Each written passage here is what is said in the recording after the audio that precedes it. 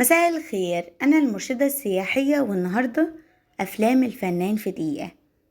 هنتكلم في البرنامج ده عن مجمل أعمال الفنان وفناننا النهاردة.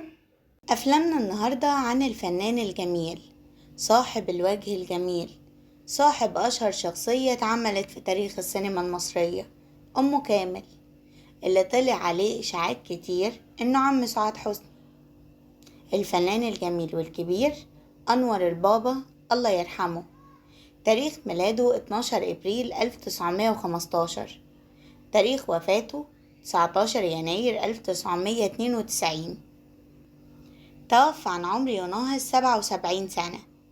الله يرحمه ويرحم الجميع. ويلا نكمل الفيديو. قدم 24 عمل فني، ومنهم أحمد باشا الجزار، الأميرة الخضراء، على رأي المثل، نأسف لقطع الإرسال لأني معادنا الآن في عرض الإعلان، ولأن الإعلان بفلوس كتير فقررنا نعمل إعلان على قد الإيد ما يكلفناش غير نص جنيه. والله عزيزي المشاهد زي ما بقولك كده.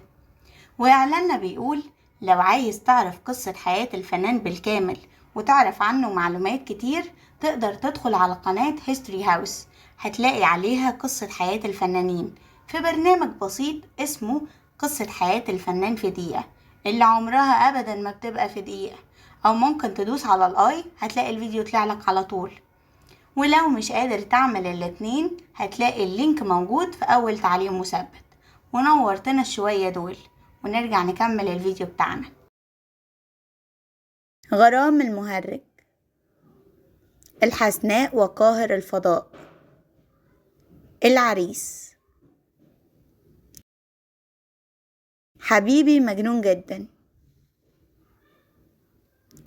عواء الذئب، فاتنة الصحراء، ذكرى ليلة حب، شقة للحب، أبو صباح التاني عشر، زقاق الميلة، امرأة تسكن وحدها، مختار السبع بحارات، برج الحوت، مغامرات في الفلة، انت عمري، الأزواج والصيف، إسماعيل ياسين للبيع، بنت البادية، نور وظلام.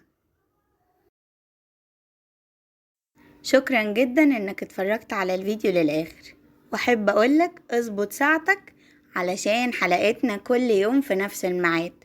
ونورتنا مقدما.